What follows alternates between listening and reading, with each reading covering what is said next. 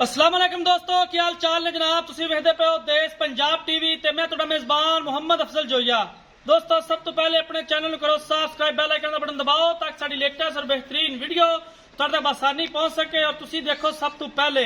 दोस्तों डेली की निस्बत एक पहले छोटी वीडियो लेके आए हैं। पहला सुबह सुई है, पिछे कट्टा है, 12 किलो दुध हाजिर मौके मौजूद है और रेट निहायत ही मकूल है। कैमरामैन साहब जरा मज दिखाओ, उस तो बाद सारी गल मालका को पुछांगे किन्ने दी सेल करनी है, की इहदी डिटेल है, की इहदियां गारंटियां ने। मत्था चिट्टा है, बाकी स्याह काली है, पिछले 2 खुर सफेद ने, पूरा रुग दा थान है और थब्बां दे वाने ने झोटी दे। 12 लीटर हाजिर मौके दुध करदी पई है, ताज़ा सुई हुई है, पूरा मुठ दा थान है। बाकी थणा नूं वंडा चंगियां ने माशाअल्लाह। खूबसूरत हवाना बड़ा खूबसूरत है। थोड़ा जा डरदी है कैमरामैन साहब, जरा ख्याल ना, मेरे कपड़े भी काले ने, कपड़े वेखते थोड़ा डरदी है, पर ध्यान नाल दिखा लो। तो निकोड़ी तू बिल्कुल पा के अच्छी नस्ल जात है। मुल बड़ा मकूल है इस चोटी का, निहायत ही मकूल रेट है और 12 लीटर की गारंटी है देश पंजाब चैनल की। थोड़ा जा डरदी है, मैं जरा इतने खलोना तो तू दिखा के आ।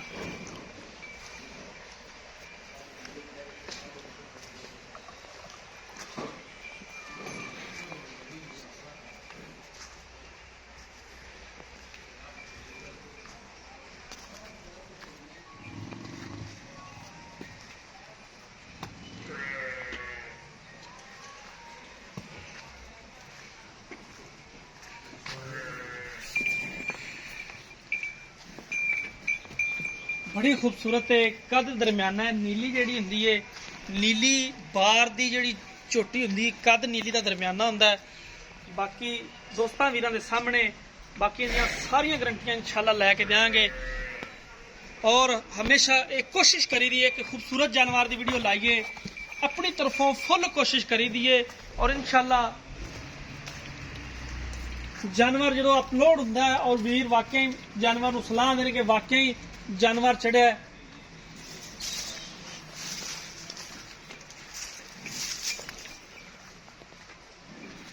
माशाअल्लाह बड़ा खूबसूरत हवाना है चोटी का। अं लै चलो इन उसे बच्चे को।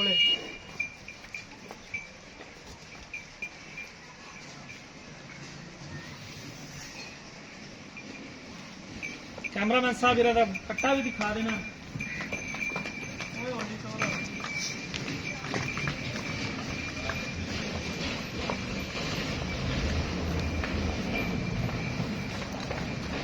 माशाअल्लाह बड़ी खूबसूरत चोटी सी और मुल मुनासिब कराई दा ताकि कोई वीर भरा जो वीडियो अपलोड होए तो कोई मंगे भी एवं कड़ियां छाला नहीं मरवाई। माशाअल्लाह कुआड़े रंगी हड्डी है, पुट्ठा खुड्डा हर एक चीज कैमरे की नजर है, कमा बराबर है। धुनी कोड़ी तो बिल्कुल साफ है, अच्छी नस्ल जात है। ए पिछे कट्टा है,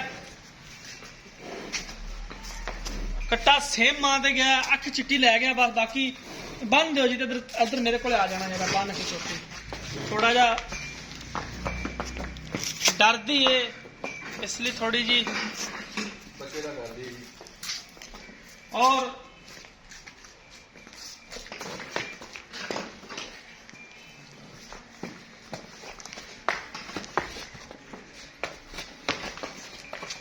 बस ठीक है। इतने आ जाओ, इधर आ जाओ। अस्सलाम वालेकुम।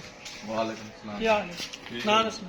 रमजान जी। भाई रमजान चोटी विखा ली है। हाँ जी। किन्ने दिन की सूई है? ये अज तकरीबन हो गए जी 12 दिन। 12 दिन हो गए। मैला तो नहीं सट्टिया? नहीं जी, माला मैला नहीं सटिया। नहीं सट्टिया। अच्छा ਇਹਦਾ ਕਿੰਨਾ ਦੁੱਧ ਕਰੀ ਜਾਂਦੀ ਹਾਜ਼ਰ ਮੌਕੇ ਜਿਹੜਾ ਆਪਾਂ ਚੁਆ ਸਕਨੇ ਕਿਸੇ ਵੀਰ ਕੋਲ? 12 ਲੀਟਰ ਮਾਸ਼ਾਅੱਲਾ ਦੁੱਧ ਹੈਗਾ ਜੀ। ਜਿਹੜਾ ਆਪਾਂ ਚੁਆ ਸਕਦੇ ਚੁਆ ਸਕਦੇ। ਬੱਚੇ ਸਮੇਤ ਜਾਂ ਬੱਚੇ ਨੂੰ ਛੱਡ ਕੇ? ਬੱਚੇ ਨੂੰ ਛੱਡ ਕੇ ਜੀ 10 ਗੜਵੀਆਂ ਮਾਰ ਦੇ। ਅੱਛਾ ਜੀ, ਬੱਚੇ ਨੂੰ ਛੱਡ ਕੇ 10 ਗੜਵੀਆਂ ਤੇ ਮਰਵਾ ਸਾਰਾ ਦੁੱਧ 12? ਸਾਰਾ ਦੁੱਧ ਬਾਹਰ। ਠੀਕ ਹੋ ਗਿਆ। ਕੀ ਇਹਦੀ ਡਿਮਾਂਡ ਕਰਦੇ?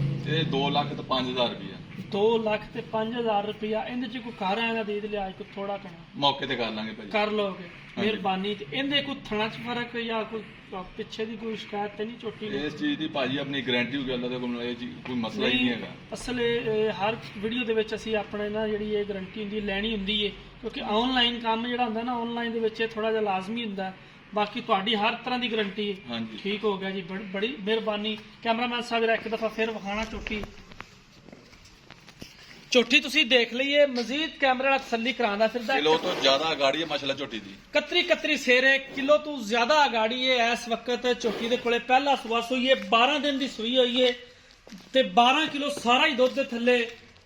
ਬਾਕੀ ਚੀਜ਼ ਕੈਮਰੇ ਦੀ ਨਜ਼ਰ ਹੈ, ਤਸੱਲੀ ਮੇਰੇ ਵੀਰਾਂ ਨੇ ਆਪ ਵੀ ਕਰਨੀ ਹੈ, ਸਾਡਾ ਕੰਮ ਹੁੰਦਾ ਤਸੱਲੀ ਕਰਾ ਦੇਣੀ।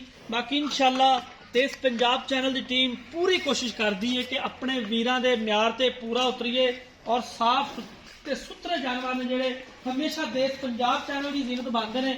ਬਾਕੀ ਕਣੀਆਂ ਗੱਲਾਂ ਨਹੀਂ ਕਦੇ ਮਾਰੀਆਂ, ਇਨਸ਼ਾਅੱਲਾ ਕੰਮ ਮੂੰਹੋਂ ਬੋਲਦਾ ਹੈ।